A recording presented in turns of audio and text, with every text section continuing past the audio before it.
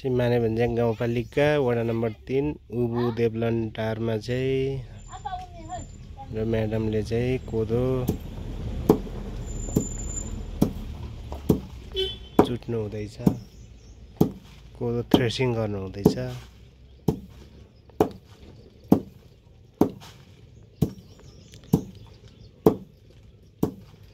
यो चाहिँ उहाँहरूले चाहिँ कोदो चाहिँ लाब्रे भनेर चाहिँ चिन्नु हुने रहेछ, यहाँको स्थानीय जात कोदो। पुरानो तरिका, यो कोदो चुट्ने चाहिँ पुरानो तरिका होइन यो?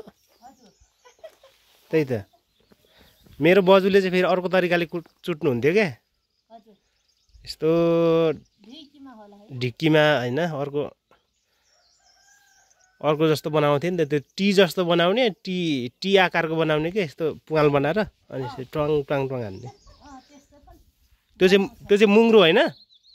मुङ्ग्रो भन्छ। ए ठोकनी भन्नुहुन्छ? हजुरको नाम त के भन्नुभयो?